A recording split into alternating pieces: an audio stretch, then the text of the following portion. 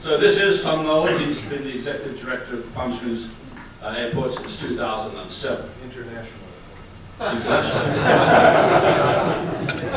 This man takes his job seriously. He began his airport management career in 1985 at the Milwaukee Mitchell International Airport and has worked in the airport management of several airports, 7 to be exact.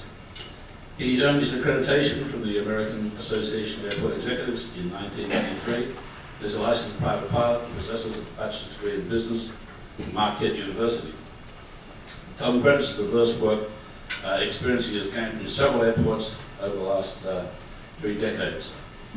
And as a key factor in his, what he describes as being having a solid foundation for success in airport management. He attributes his first-hand experience of witnessing and responding to a fatal crash in 1985 of a commercial jetliner as the motivation behind his drive to carefully manage every facet of the airport and make it safe and efficient.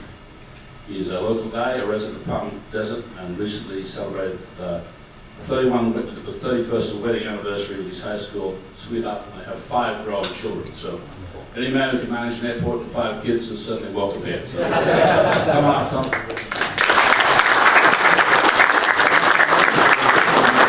I'll tell you, one of the best parts of the job is getting out and speaking to groups like yourself. Bill, I want to recognize you as an airport commissioner.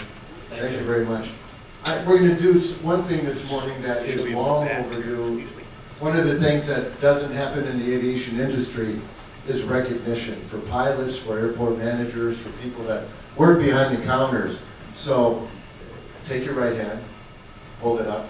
Take your left hand, hold it up. And let's give, and I mean this sincerely, everyone in this room is responsible for making aviation great. So applause for yourself.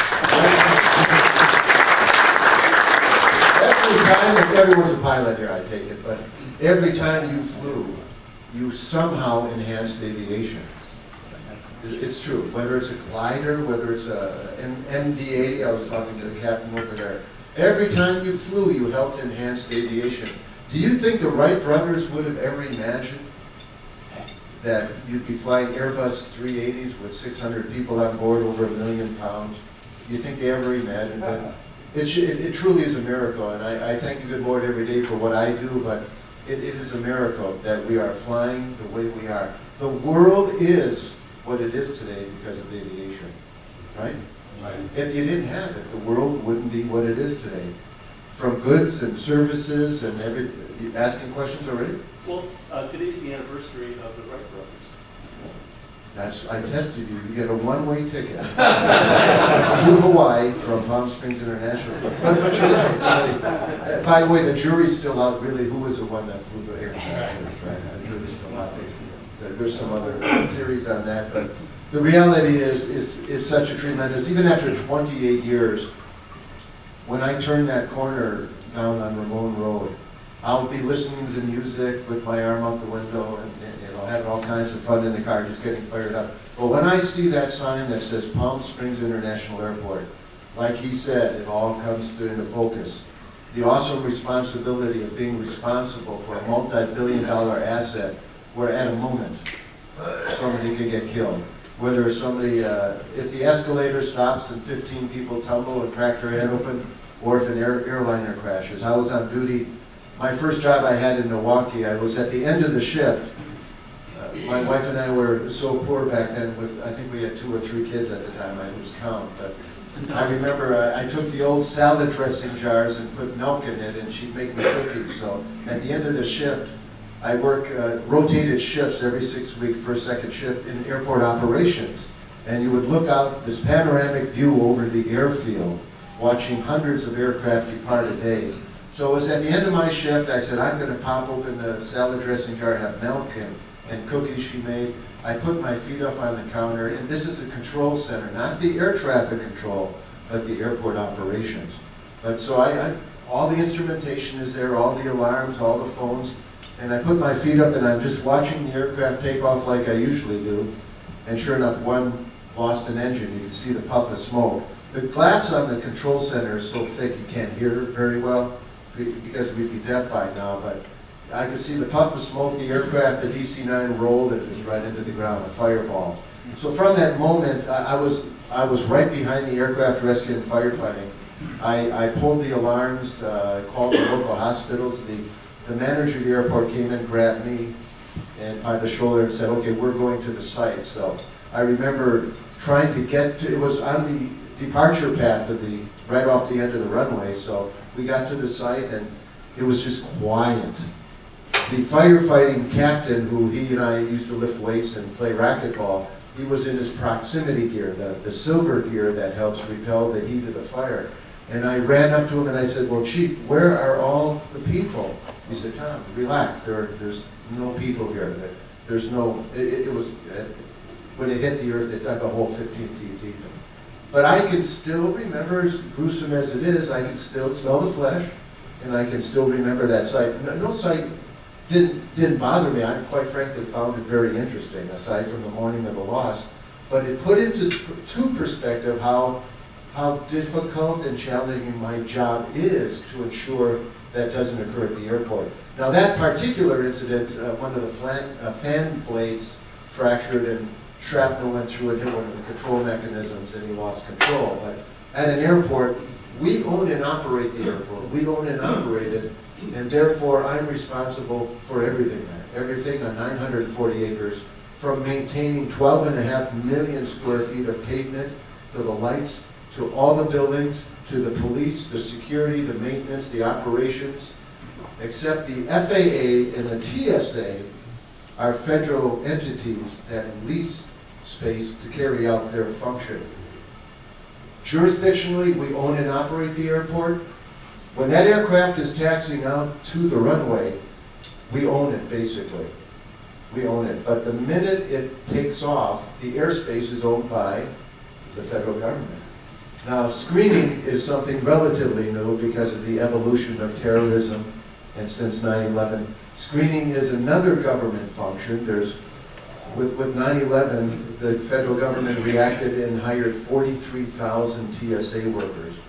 Now, we can criticize the TSA all we want, but the reality is they did one hell of a job mobilizing to prevent the continued insurgence of terrorism trying to take aircraft down. But anyway, so you have the FAA in the tower, the airport we own and operate, and then TSA rents space and they conduct the security screening that we all unfortunately have to undergo every time we travel. But running an airport it truly is, after again 28 years, every day is just wonderful. I feel so blessed to be able to have that ability. You have to be able to multitask.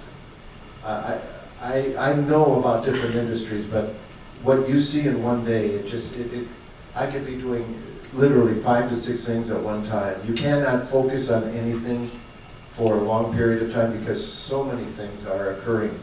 And the unique thing about it is we're a landlord. So many people think that I actually manage the airlines. Obviously we don't. We actually, I was at Alaska Airlines headquarters on Tuesday to talk to them about enhancing air service, talk about their current performance, some of the lease obligations that we have. But they will lease the space. I negotiate that lease, what they're supposed to be paying, how much room, how to set up. JetBlue Airlines is starting January 14th, and their IT team, their technology team is here right now.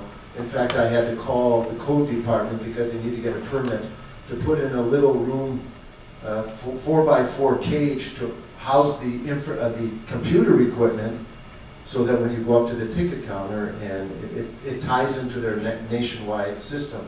So they had to get a permit to pull certain wiring.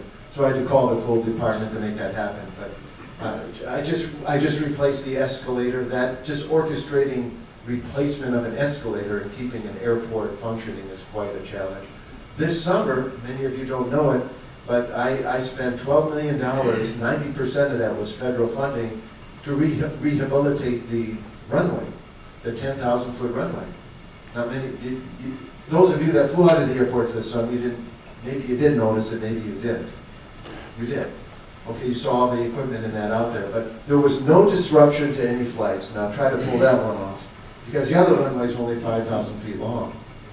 So how did we do that? How did I do that? The 10,000-foot runway was closed, and the only other runway is 5,000 feet. How did we do that and continue with density altitude on the large aircraft during the summer? For another one-way ticket to Jordan this time.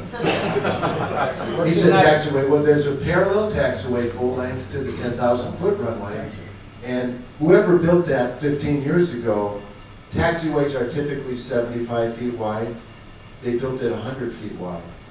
And they did it in anticipation every 15 to 20 years when you have to mill off the pavement and redo that. They anticipated they need the parallel runway, so it worked out.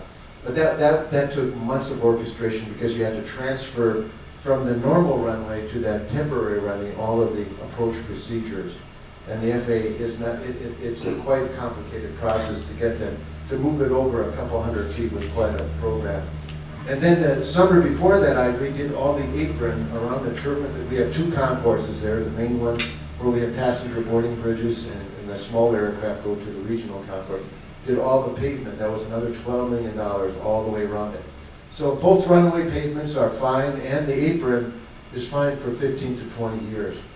In fact, when we did the runway, we did some things to that pavement to make sure that it's going to stay for a long time, because you don't want to have to go through a runway rehabilitation again. By the way, the pavement you see at an airport is unlike pavement on a road. It's thicker, the compaction, the quality, the oils, the aggregate is all very refined. And when we do these improvements, I have to hire consultants that are skilled in interpreting the FAA rules on how pavements should be constructed. And the inspection during that process is unlike anything you see out on the roads, and that's why that runway has to be like a baby's behind, because everybody remembers the high-speed transport between here and London. That aircraft actually stopped service because something jumped out off the runway into the engine, and that was the last flight of the supersonic transport. Remember that, Tony? Yeah, the Concorde itself. So every piece of that runway surface has to be free of what we call foreign object debris, whether it's a pebble, whether it's a baggage strap or a clip that somebody leaves on one of the tires or something like that. You have to make sure. So I have staff that goes out 3 times a day up and down that runway, and we train them. You don't just drive them straight ahead. You've got to have certain head movement and looking at deficiencies in the lighting, deficiencies in the pavement. I remember 4 airports ago, I decided to drive out in the evening to the runway, and sure enough, I looked off the side of the runway, there was a huge sinkhole that just happened like that. Huge. It must have been the size of this corner of the room. And the FAA regulation says in that safety area off of the runway, you can't have anything like that. So I had to, a lot of the staff had gone home. This is out on the East Coast where the labor isn't as conscientious. More people are concerned about going home than they are working. So I had to bring all the crew back from the dinner table and say, we got to get this hole filled if we're going to get the runway back open. And I remember days, running an airport is difficult and challenging enough, but to do and operate an airport in winter conditions, so imagine running an airport and then deal with ice and snow. It's a miracle. It's a miracle. You know it's a miracle to fly an aircraft in cold weather because of icing. Imagine a snow-covered airfield with ice underneath it. What you have to do to prevent that and still allow a 500,000-pound aircraft to arrive and depart with 160 people on it. That in itself, I could talk about that for days at a time.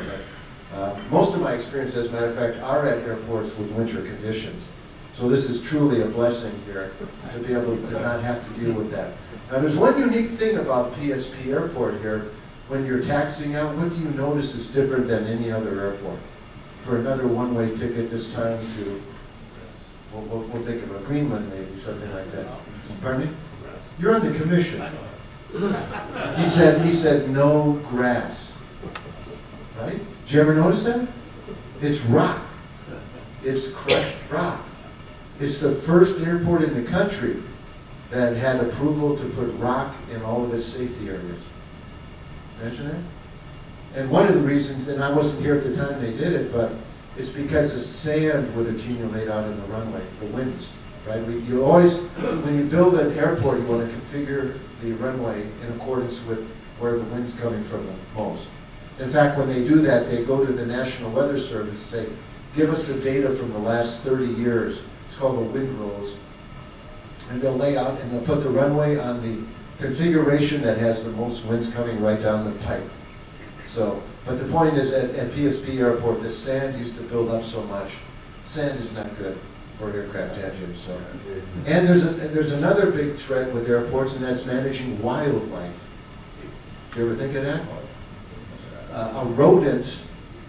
I'm thinking a groundhog. If you let groundhogs prevail, we don't have that issue here, but at other airports, they'll chew through the electrical cables. You know, they go down there, if they're building their den and they hit it, they'll gnaw on that for a month, and then all of a sudden, boom, the runway lights go out.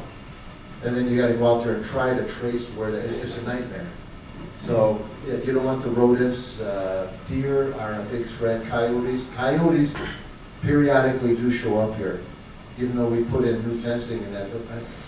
Those things are just amazing. They'll go right, if scared enough, if strong enough, they will climb that fence and put their belly up on the barbed wire and just jump into the airfield and sit there.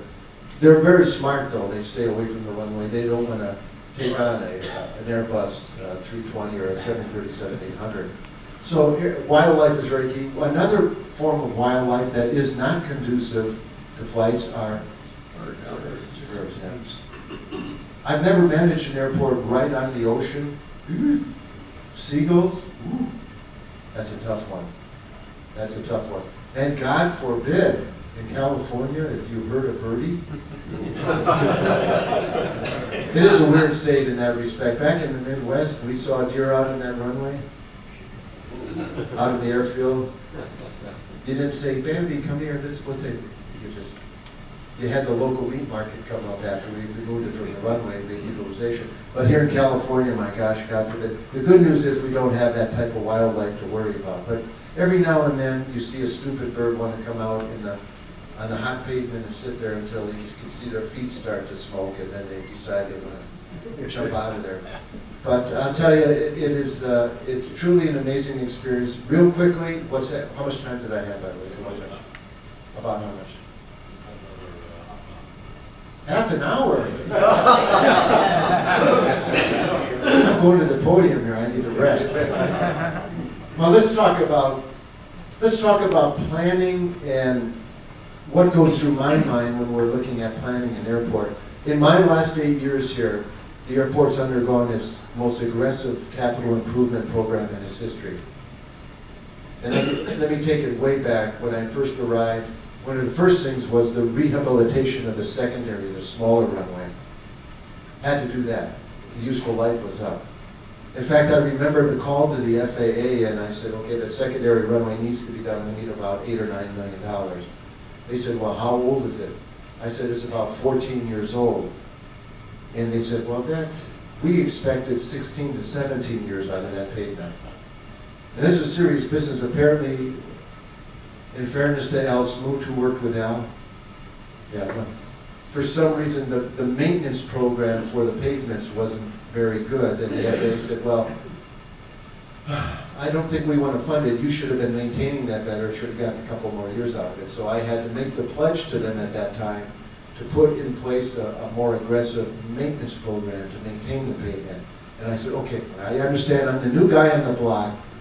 Cut me some slack, let me manage the airport from here on. I promise you we'll do much better. They said, okay, we'll take your word for it. Here's $9 million, and we did the runway. So what did I do in follow up on my promise is that I bought equipment.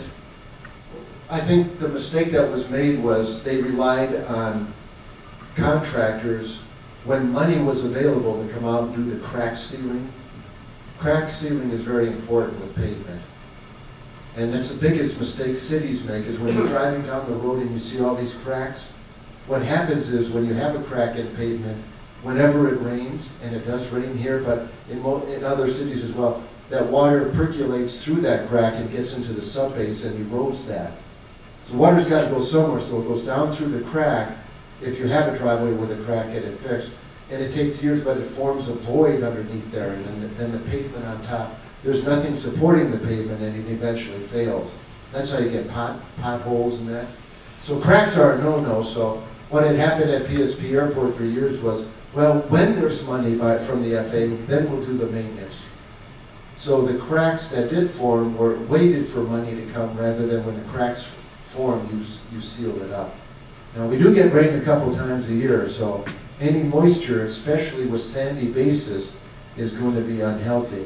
So what I did was I bought equipment, our own equipment, a nice mobile machine that would melt the cracked ceiling and allow us to slurry seal, put that nice coat on top. And of course the crews told me, well, we never did that. Well, I said, you're not, start. We are going to do it, and we're going to do it on a rigid schedule, and we're going to do it in accordance with the FAA standards.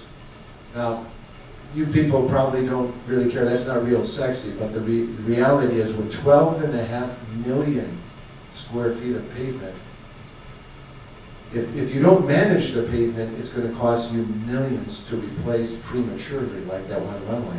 So every time during my tenure, I've managed those pavements, I've got a program in place.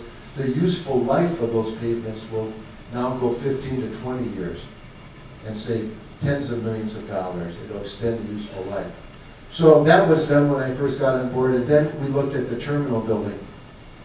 And I must say the terminal building was in pretty sad shape. In fact, during the interview with the city of Palm Springs, they said, well, what do you think of our airport? I said, I'm damn disappointed. I really thought that this was paradise. Palm Springs, the building was tired, the carpeting was old, it smelled, the ceiling had stains, the concession program looked like something out of the 60s. There wasn't enough concession space. It was under-designed, and people weren't able to get their refreshments and that before getting on flight. The control tower was from 1967. 1967, it was an embarrassment. I don't know if anyone remembers the old control tower. It just didn't reflect modern, and there were some visibility issues with the towers as well. Do you know that our 10,000-foot runway, of course, slopes to the south? There's a differential of 76 feet between runway ends. So with that old tower was only 67 feet tall, and when the runway's 2 miles long, so you can imagine sometimes there's challenges. Plus, there was a big, beautiful new concourse built between the tower and the end of one runway. So one of the other things I did, I worked with Congresswoman Mary Bono Mack, you remember her, to get the money to get that tower built. And not only that, to do it expeditiously. And that entire process of placing a tower in the right location on an airport is really a fun thing. What we do is, it's an FAA project, but of course because we own the airport, we have to tell the FAA, where do you think there are some good locations? So I gave them a half a dozen locations, and then what they do is they put it in their database and they simulate all of these locations. In fact, the technology is so great now, I had to fly to a place in South Carolina where I would actually stand in a room that simulated each of those sites, pretending I was a controller. And the height of the controller was very important. They would take the average height of a male or female controller, and then they would model it so you'd look 360 degrees at each one of these sites and determine what impediments there were in the line of sight. So just amazing, amazing process. So if you look where the tower was, the new tower remained there, except it's 3 times its height. So that eliminated line of sight issues. The next project was redoing the terminal. The existing terminal has many pieces to it, some of it dating back to the 60s, 70s, and even 80s and 90s. So I did a refresh. Pulled the ceiling tiles out, pulled the carpeting out. I expanded the back of the building to help gain better access to the screening area. The courtyard, everyone who hasn't flown out of the airport, anybody? Raise your hand, that's all right. But that beautiful courtyard out there, passenger flow at an airport is numero uno. you have to model how passengers flow for, just like highways, right? Roadways. Part of the frustration with us in many big cities is they're building roads where they could only build them because of property that may be there, and they have budgets.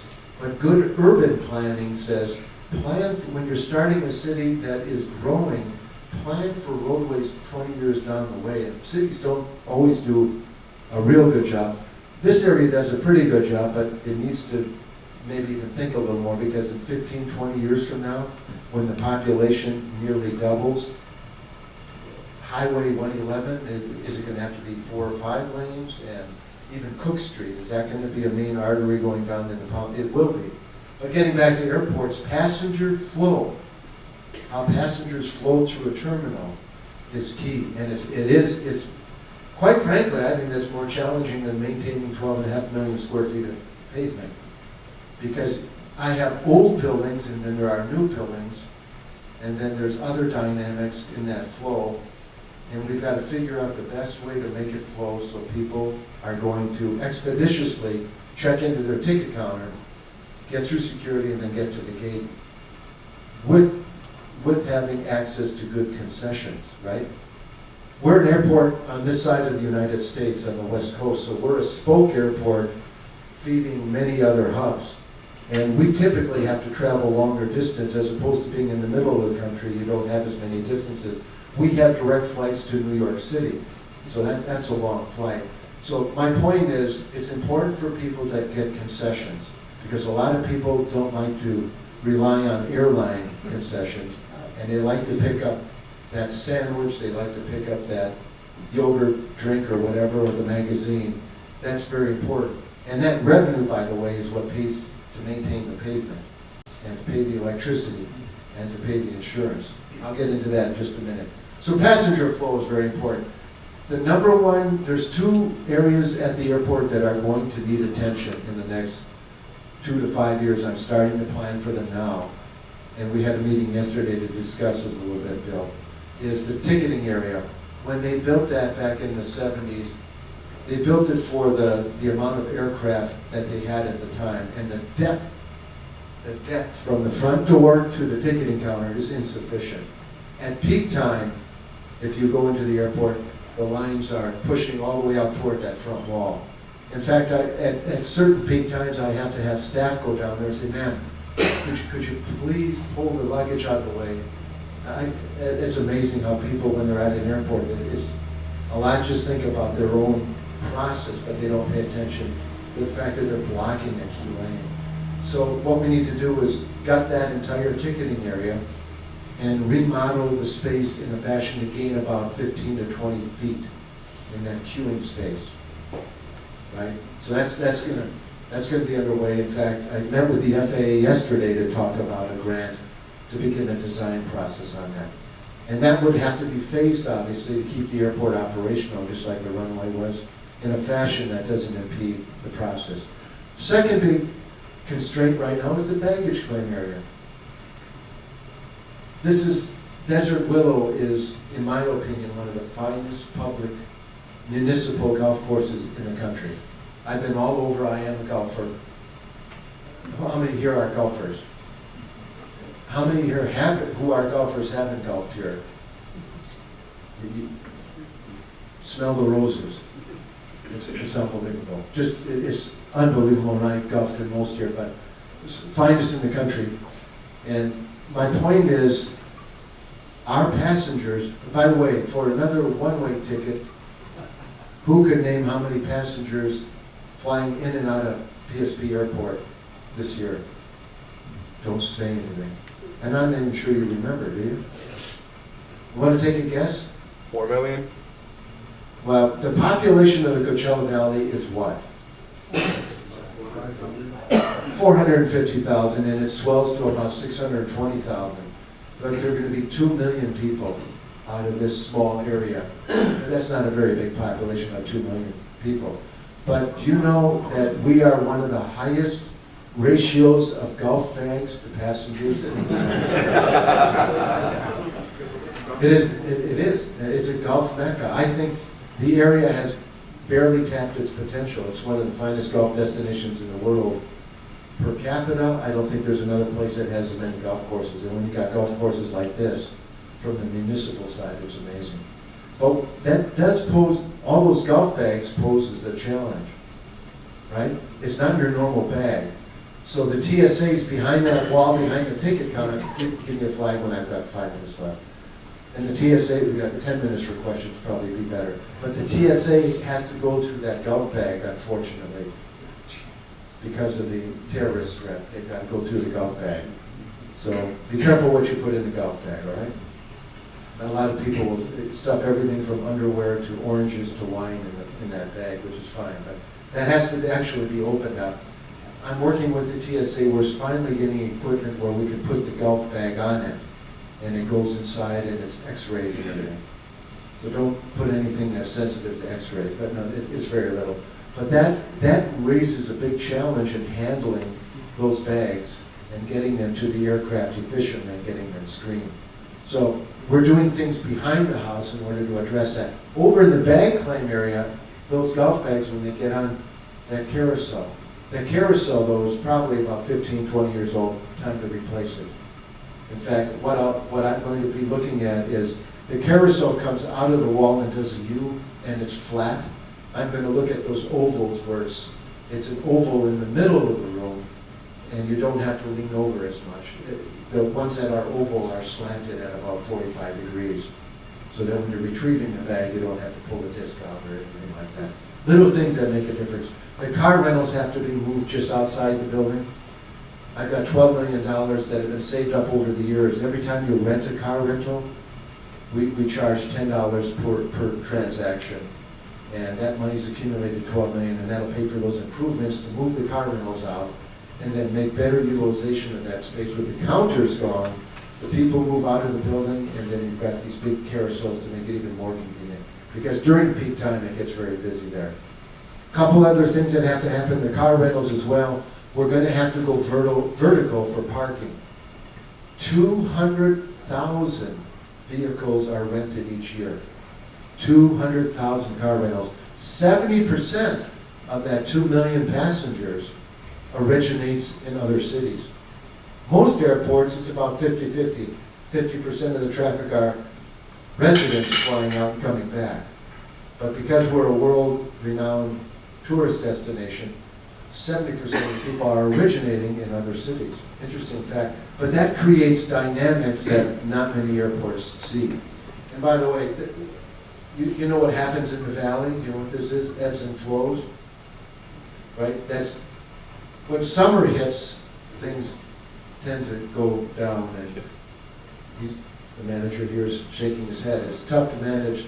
The airlines basically have to pull those assets out. Not completely. There are still airlines that operate here, but there's not sufficient demand during the summer. So as the population grows, and there's a base of people here more during the summer, that increases the demand and allows me, when I walk into the headquarters of an airline, they'll say, okay, is it still pretty dead there in summer? Well, quite the contrary. The population is growing, there are more people here, there are more businesses, and that drives up demand. All too often, and I'm going to diffuse it right now, when we go into questions, somebody's going to ask, well, why don't you have Southwest Airlines here? Why don't you? Who said that? Smart aleck. It's tough to drive down Chicago to pick up your Southwest. Well, since you spoke up, why don't you think they're here? Probably the traffic doesn't justify them coming here. Yeah. The Southwest business model is lots of people real fast. Where are lots of people here? Yeah. 4 months out of the year, January through May, lots of people. But Southwest is a certain business model that needs, when Southwest does a market, minimum 12 flights a day. Year round. They don't want to go into a market and then have to worry about pulling 12 flights a day, usually probably to 12 flights a day to different cities. This is their business model. They do it in mass. So if I were to somehow convince, and I talk to Southwest every year, but if I were to somehow magically convince them to come in here with 12 aircraft a day, probably 2 flights per city per aircraft, so that's 24 a day times 160 seats. Are you going to guarantee an 85% load factor every day, even on Saturday and Sunday? It's just not there.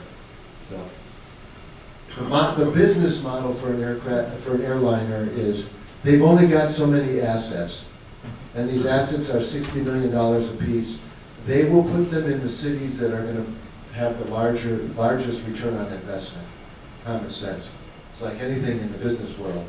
So the airlines that are here now, we have 10 airlines, 18 cities. For a small market, that's pretty darn good. For a small market that does this, that's tremendous. Continue to use the airport. Yes, I know. Sometimes you may call, and Ontario may be more convenient on certain flights, may be less expensive on certain flights. But the more you use PSP Airport, the higher the demand, the higher the propensity, the greater the chance that the airline is going to fly into the airport. Because I'm there pounding on the door, I told you yesterday at the meeting, but you got to have the charismatic approach and the energy approach with the airlines only goes so far. But after all the BS is done, they say, okay, what's the business case, Nolan? Tell me, you want us to add a flight to Sacramento? I just spoke to an airline Tuesday. They've tried Sacramento twice, and it just didn't work. So again, I said, well, can we consider Sacramento again? And they said, we tried it twice. Why should we try it again? Well, this time, I was ready for him. I had a consultant that used to work for an airline, and I paid him a certain amount of money to crunch the numbers. And I won't get into the details, but I think we presented a case that seemed to make some business sense to give it a shot again. It was kind of borderline, but you put a little more charisma. If it's on the fence, you know, the fact that we're such a great airport, a great landlord to them, they said, we'll think about it. So just the fact that we got them to think about it is quite impressive. So, but that's how that whole game works. We're one of the lowest priced airports in the country to the airlines. Airfares are, because of the seasonality of the market, sometimes the price, you'll call and find out sometimes the price is lower, sometimes it's more than Los Angeles or Ontario. But to the airlines, what I charge for space, landing fees, and all the ancillary fees are amongst the top 20% lowest cost airports in the country. Let me give you an example. I wanted to tell you that because I want you to know I'm doing my part to make it economical for the airlines to stay in this market. Ontario charges about $12 per passenger, every passenger. And that $12 is a litany of different charges, but that's a metric they use. PSP Airport is $4.45. 1/3 the cost of the airline. Plus I have an open door policy. I have a door that goes into my office. Every station manager that runs that airline knows they don't need to knock on the door. They open that door up and I want them to tell me everything. If they've got problems, I said, just tell me. And I train staff that when the airline has an issue, you drop what you do and you get it fixed. And I'm very stringent about that. If you hear about some employees that, boy, that Nolan can be tough, you're damn right I can. That airline pays your salary, pal. You're going to service them. Well, I've got other airlines first. Car rentals, that's okay. If that flight doesn't go on, airlines don't make money. Time for questions? Are we getting to that point? How much time? Well, I don't want to talk 10 minutes. Let me open it up to questions. This is your opportunity to ask anything, and I'll give you the skinny on it. First hand was up there. What are the problems associated with the AOPA convention here when they tax the airplanes downtown? What are the problems? Oh, it's a unique event. He's talking about the annual AOPA event where there are about 75 aircraft taxi down East Alejo Road. It's not a problem, it's a challenge, and we get it done. It's just that easy. It's just logistically, do a few things, but it works out just fine. It really is a fun event. And that's coming back next year again. There was one right next year. I'm trying to get a picture in my mind here. Who was next over there? Yes, sir. Is Frontier coming back ever? No. No. No. Frontier Airlines was here for 3 years. I still have the recording on my phone. And I'd be tempted to let you hear it, but they said, quote unquote, the new venture capital group that bought Frontier, even though the loads were reasonably good in that, it just doesn't fit their business model. And that's what they said. Now, could they, if that venture capital group sells it to another airline, there's a good chance they could come back, but this group doesn't see the return. I had one other question Sure. on drones. I saw a drone. Oh, that's a dirty word. Are you controlling them, or how do you find Christmas. He's talking about unmanned aerial vehicles. No, it's got an official term now, get it right. UAVs.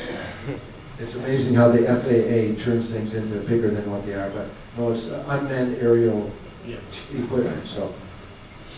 But I don't think, we don't have time to get into drones. It's a big concern for you as a pilot, and it's a big concern for airports. Well, I saw one off of Gene Operated about a quarter mile south there last year.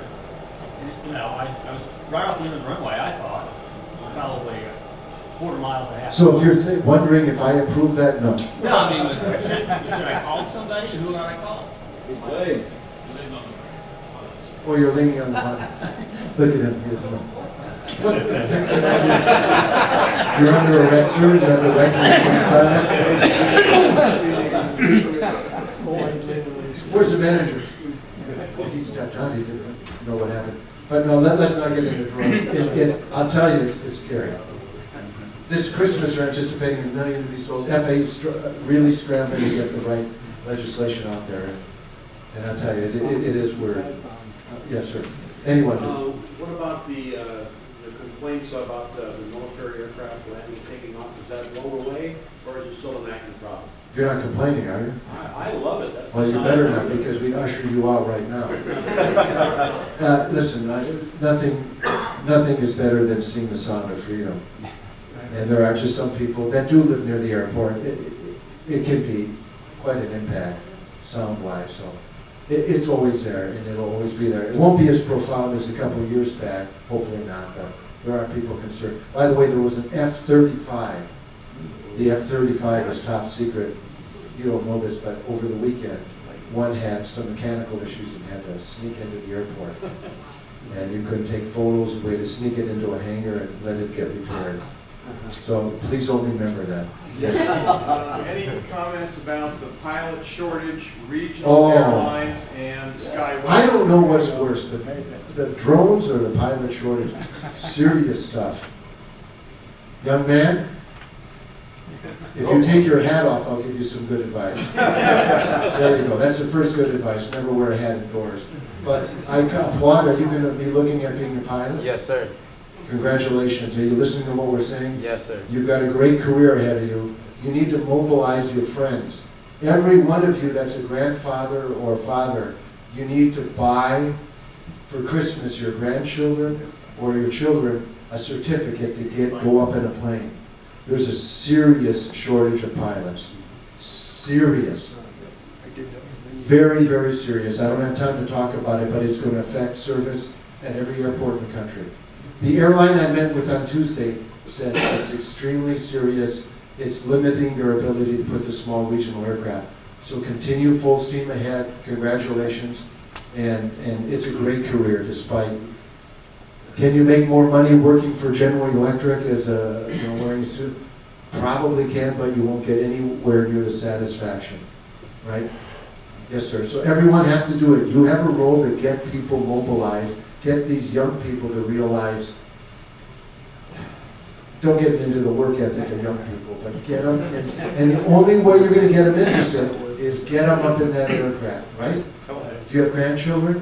Have all of them been up in the aircraft with you? All of them? By the end of January, all of them. But you've got to offer them, if you've got the money, say, listen, I will finance half of what it takes to get your pilot license. Somebody else? Yes? How does your life change when airports I've done it so many times, I can do it in my sleep. There's a lot of work, but it works. It's a short-term event, and it's more fun than it is work for me. It's pretty easy. A lot of work though, and I'd probably have to kill you if I told you any more about it. There's a lot of top secret stuff. It really is amazing. When I retire someday, and I'm not held bound to that, I may have to write a book about it. It's very interesting. It really is. Yes, sir. Was the airport originally built as a military? Yes. The airport was constructed as a military, and it was conveyed from the military. In fact, it was during World War II. In addition to the runways, they built these large circles about the size of this room, and they were strategically placed off the airfield so that if the Japanese did decide to bomb the runway, they could move the aircraft out of the hangar, even down the road from the airport about a mile. There's these circles that are covered up by sand. They would taxi the aircraft down the roads, park them there, let the Japanese would bomb the runway, but at least the aircraft wouldn't get damaged. So yes, it was. Very good observation. Yes, sir. Yeah, can you talk to us about plans for the future, 5 years, 10 years, 20 years? What's going to happen? What's the airport going to look like? What's coming? Well, I just told you that in the next 5 years, the baggage claim area and the ticketing area will be modified. In the 5 to 10 years, there'll be a few more gates that will be added to the regional concourse. The airfield itself will remain stagnant. We've got plenty of capacity. There's no need for a longer runway, no need for more runways. So you'll see expansion of the car rental I mentioned as a third thing. So the next 5 to 10 years, that's what you're going to see change at the airport. Thank you. Yes. With Ontario moving out of Lawas, do you see? Ontario, he's saying, well, what effect is that going to have on our market? Ontario's going to rebound. And in a lot of ways, we hope they do. And it sounds like an oxymoron, but I'll tell you why in a second. But they're going to rebound. They already do twice as much traffic as we do, and they'll probably end up doing 3 to 4 times as much traffic. It's a larger population center. They will grow now that it's being remanaged. And why that's important in a nutshell is, if you talk to the Convention and Visitors Bureau, tourism's the #1 industry in the Coachella Valley. $4.2 billion tourism industry. Part of the challenge is because we're such a small city and we're doing very well with air service, but when there's a convention out of a certain part of the country, not always does the airline schedule and mix meet their demands. So the Convention and Visitors Authority likes to say, well, listen, if Palm Springs International Airport doesn't fit your schedule need to bring those 500 dentists here, you've got Ontario down the road only by an hour. And sometimes that helps land the deal. By the end of the day, the goal of this valley, tourism's #1, agriculture is right there as well. But tourism puts 44,000 people to work here. And that's what's going to drive values up in real estate, is building the base. And we got to keep tourism strong. So if they have to make the deal for the 300 dentists to fly in, and say between Ontario and PSP Airport, if that's going to make the deal, that's okay. So look at the growth of Ontario as something positive to help build tourism. Am I really excited about it as airport manager and executive? No, but that's a personal thing, and I don't let that personal feeling override the benefit to the valley. That's not what I should be doing, and I don't allow it to do that. Yes? Any potential changes in airspace? Airspace is going to change dramatically with NextGen. Are you familiar with NextGen? That will be one of the most significant things, positive things for the aviation industry, for you as pilots and the commercial airline industry. It's all going to be satellite-based navigation, which will streamline the way that airlines fly. It'll save fuel, it'll save time, it'll make it more efficient for the landing and departure. It'll help the entire national airport system overall. It's a great thing. It should be there already. The FAA has struggled with it. It's coming, it's wonderful. And GPS, in my opinion, comparing the light bulb with GPS, GPS is one of the most significant inventions in the last century. And NextGen is just a product of that wonderful invention, what it's going to do to the life. And you know what it does already for driving a vehicle or engineering. The preciseness of the engineering is just amazing. More questions? Oh, yes, sir. So does that mean that we'll start seeing GLS approaches in Palm Springs replacing the ILS approaches? Well, there is no ILS. But if you think Yeah. replace it without that. I think I need to let the FAA speak to that, what the ultimate product will be, but I think overall it will still be enhanced. So it's yet to come, and I hope the FAA does it sooner. The rollout of that entire program has been too many years past that, some of it due to some political finagling in Washington, D.C., unfortunately. Well, you've been a great audience. I hope I have enlightened you a little bit more as to what and how an airport works, and I thank you for the opportunity.